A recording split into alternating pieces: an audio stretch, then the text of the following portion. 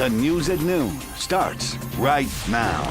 We have been talking about it for days. The cold front is finally here, and yes, it brought some rain with it. This is some video of the rain that fell overnight in our area. This is near the Blanco and 410 area. Let's check in with Sarah Spivey to see what else we can expect now. Big change. Wow, guys, what a change 24 hours makes. A big change around San Antonio. Take a look outside right now. You can see that temperatures are generally in the 40s and even in the 30s in some locations. It's 45 at the airport, 42 in Bulverde, 37 in Bernie, 44 in Rio Medina, and 40 in Kerrville. While we're seeing a bit of a break in the rain right now around San Antonio, there's still plenty of rain out there, particularly across northern Wilson County into Gonzales and Luling. That's where we've got some light rain. And then we've got some additional rainfall right here along Medina Lake. Now, if this shower is going to hold on for the next hour or so, it'll be making it to that I-10 corridor, northwest Bexar County, by about 12:47 this morning. So more rounds of light rain are expected throughout the day, and it is going to stay cold. We're going to be looking at about a 40% chance for those scattered light rain showers, and temperatures are just going to hold steady in the mid-40s for the remainder of the day. And don't forget about those winds, too. Winds are from the north at about 15 to 20 miles per hour, gusting up to about 35 miles per hour at times. And this evening is just going to be downright chilly. Temperatures in the low 40s by midnight. But what about trick-or-treating weather? Will this clear out in time for trick-or-treating? I've got those details ahead in just a few minutes. Ursula. Important information for sure. Thank you. We are learning who is responsible for the shooting at a Halloween weekend house party on the west side. San Antonio police say that Raul Trevino III shot 5 people. 2 of those victims died, the other 3 taken to the hospital. It happened on Saturday night on Roslyn Avenue near Highway 90. That's on the west side. We did speak with neighbors who say they are so tired of gun violence. Peaceful and quiet, and people can go up and down with no worries and stuff. But lately, everything's going downhill. It's worrisome, but the neighborhoods, we're all pretty good about keeping an eye out for each other, and we do the best we can. Right now, KSAT12 working to learn the names of those victims.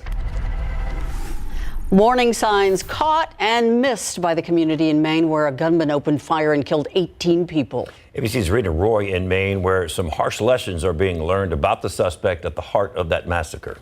The tight-knit community in Lewiston, Maine, coming together to remember the 18 lives cut short in last week's mass shooting. Angela Turgeon lost her aunt Tricia Aslan in the shooting. There's a sense of relief, a sense of safety, but it doesn't take away from the huge hole in our community. Leroy Walker remembering his son Joseph. I miss him, but I can't bring him back.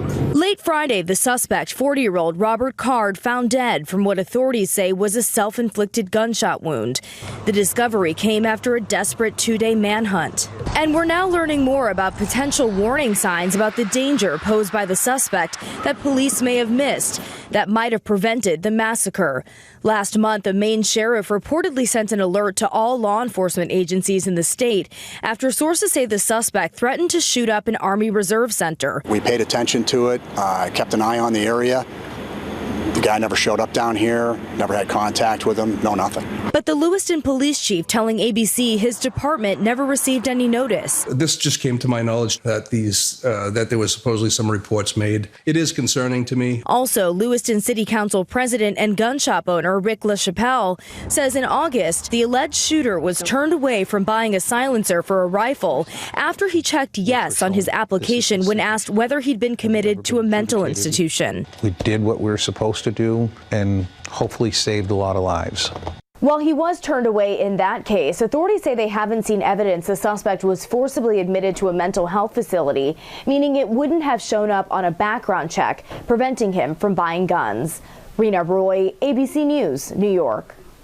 The United Nations Security Council holding an emergency meeting today. Sources say the United Arab Emirates will be seeking a resolution from the other members that calls for a, quote, immediate humanitarian pause in the war between Israel and Hamas. The UN warning the weeks of constant bombardment are taking a toll on Gaza, Over the weekend, the Israeli prime minister said his country has started the second stage of its war against Hamas. Iran's president says Israel's actions against Hamas may, quote, force everyone to take action. A federal judge overseeing former President Donald Trump's election interference case has reinstated her gag order from earlier this month. Trump had asked to pause that order while his appeal played out in Washington. Prosecutors asked for the gag because they say Trump was publishing intimidating posts on social media about the prosecutors and the witnesses in the case. Trump now faces 2 gag orders in separate legal cases, this election interference case in Washington and the civil fraud trial regarding his businesses in New York City. Today, the White House rolling out an executive order on artificial intelligence. And this is their latest effort to address this new technology. The order requires that developers of AI systems share results of their safety tests with the federal government before they are released to the public.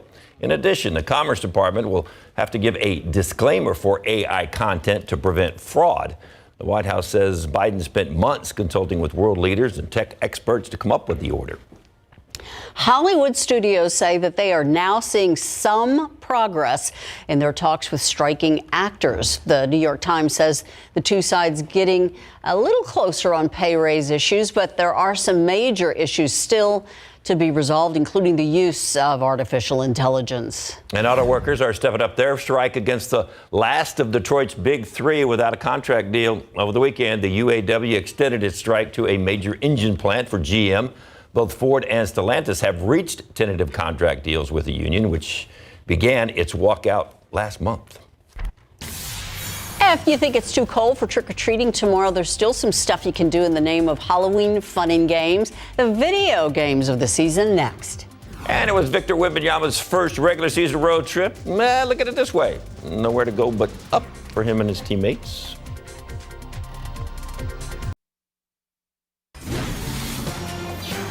Oh, it's almost time. Get ready for Halloween tomorrow. And, of course, I feel a little spooky around here at KSAT12. Notice that? For sure, just about everywhere. If you think it might be too cold, though, CNN's Rick Damigella has a trio of scarily fun video games you can play indoors to celebrate Halloween.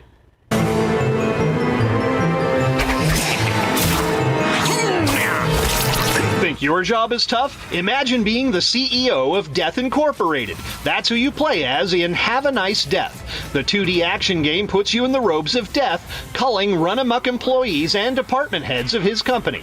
The Reaping is playable now on PC and Nintendo Switch.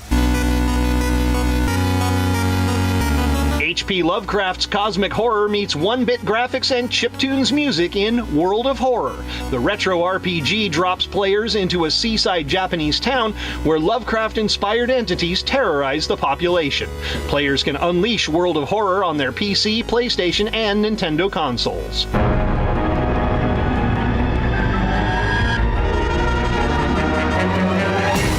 Classic Atari game Haunted House gets a remodel. Instead of a pair of floating eyes menaced by an animated bat, players will go up against hordes of things that go bump in the night.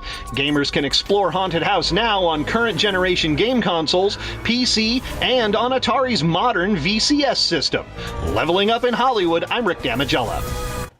So if those video games aren't really your thing, you still want to enjoy a warm Halloween tomorrow night, though. Kids can build all things Halloween with Legos at the San Antonio Pedro Library, the San Pedro Library from 4 to 6 p.m. and from 6 to 7 at the Thousand Oaks Library. They're going to have Halloween story time for a look at all this information. All you got to go is find this story on our website, KSAT.com. Yeah, it's going to be chilly for Halloween trick-or-treating, but it's not going to be too cold. I mean, you can enjoy time outside. To me, it's part of the fun of Halloween. Feels like Halloween, yeah, right? You don't want to sweat. Yeah, absolutely. This graphic, though, is the entire picture. Take a look at the 24-hour temperature change. It is some 35 to 40 degrees colder than it was this time yesterday out there. We've got winds gusting from the north up to 30, 35 miles per hour. That means it feels like it's in the 30s around San Antonio with the wind chill.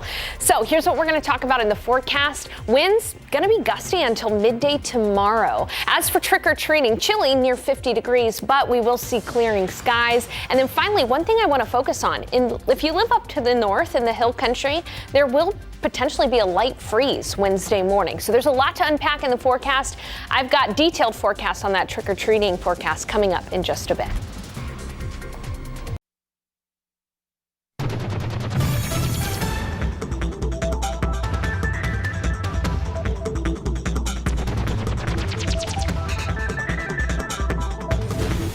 A lot of places holding trunk or treat this weekend. So if you celebrated Halloween a little early, SA Live wants to see some of your pictures. Yes. I actually went to a costume party yesterday, and that was a lot of fun. I'll send you my picture. Oh, please do. Yes, we will show them, because and all you have to do is then take out your phone, scan that QR code, and you can send your pictures in. Plus, Dia de los Muertos was this weekend. I'm sure a lot of costumes there, too. That's right. There were so many events over the weekend. I went to a few of them, so you might see those pictures in the show. Interesting. And, of course, got Halloween coming up tomorrow. Make sure your Halloween costume is nice and warm. You're going to be chilly. But we've got something to warm you up. Some classic Dia de los Muertos dishes, too. Yes. Little tease. All right, thank you. Gonna need some warming up. So when the Cowboys kicked off yesterday at noon, it was like 73, 74. When the game ended, it was in the 50s. Woo, yep. That is that cold front, that strong cold front that moved through. I was outside yesterday when it hit, and you could really feel that colder air move in.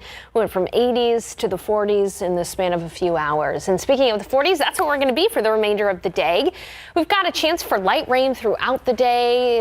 It'll be spotty, so not every location seeing rain all day, but about 40% coverage. Our temperatures are only going to hang out in the mid-40s for the remainder of the day, and the winds are a big factor. Winds are going to be sustained from the north at about 20 miles per hour, with gusts up to 35 miles per hour possible. This evening, going to be one of those great times to have a dinner, maybe a soup that you only make when it gets that cold or chilly. That's the kind of weather we're going to be dealing with later on tonight. And then temperatures falling to near 42 degrees by midnight. Rain chances will taper off in the overnight hours. But as you can see with the weather setup right now, it does look like we're going to get another round of light rain here pushing in from the west just before the evening commute. So it will be damp for the evening commute, or if you're going to pick up kids, expect to use those windshield wipers a couple of times. There's where that cold front is, pushing through the Gulf of Mexico right now. And boy, it's cold across the state of Texas. Temperatures in the 30s in the Panhandle, 37 in Fort Stockton. And this is a cold core of air, freezing temperatures across the Rockies as well. But what's fascinating is San Antonio and South Central Texas, the place in the nation that has seen the biggest temperature change in the last 24 hours. It is some 35 to 40 degrees colder in South Central Texas than it was this time yesterday. Big temperature drop. All right, let's get to that weather need to know. The winds, again, it's going to stay gusty until midday tomorrow. So winds are not expected to subside until tomorrow. In fact, today, the remainder of the day, we'll have wind gusts up to 25 to 30 miles per hour. That'll continue in the overnight hours. I heard that wind last night. You'll hear it again tonight. And then by the start of the morning, tomorrow, still seeing some wind gusts tomorrow morning up to about 30 miles per hour. It isn't until about the time of trick-or-treating that we start to see those winds really subside. And that brings us to our next point. The trick-or-treat forecast looks pretty good, just chilly. You're going to want to bundle up yourself and those kids. So here's a look at your trick-or-treat forecast. Sunset at about 6:48. The high tomorrow will be 58, right around 5 o'clock. It's going to be cool and sunny, but then by 7, it's going to be pretty chilly. 50 degrees, wind still from the north at 10 miles per hour, but not nearly as breezy as today. And then temperatures will gradually fall into the 40s in the later evening hours. And then lastly, hill country freeze. There is a possibility for a light freeze in the hill country early Wednesday morning. Let me show you that graphic here. So this is Wednesday morning, not tomorrow morning. That's a key there. But if you live further up north, so perhaps near Bernie, Kerrville, Rock Springs, Fredericksburg, those areas are going to be experiencing a pretty light freeze early on Wednesday morning. So if you have sensitive vegetation, it might be a good idea tomorrow after we get a little sun. Again, tomorrow we're going to be near 58 degrees with sun, but in the evening tomorrow, go ahead and bring in those sensitive vegetation. Only if you live, again, north of San Antonio, that's where we expect a fairly light freeze. All right, let's take you through your forecast. Take a look at tomorrow. 58 degrees. We'll be looking at clearing skies. Early Wednesday morning in San Antonio, it'll be 36. But again, a light freeze is possible in the hill country. Totally sunny on Wednesday and 63. We're going to be in the 60s on Thursday, but then a gradual warm up into the weekend. Our highs will be back to near 80 degrees, but at least it's going to feel pretty pleasant outside. Hey, coming up in the forecast in the next half hour, we're going to be talking about rainfall totals from yesterday, last night. And we'll also show you a zoomed in version of neighborhoods that could experience that light freeze early on Wednesday morning. Ursula, David. Thank you. Hey, the Cowboys playing some dominating football. Dak Prescott even had a dominating game yesterday, and their defense was also dominating.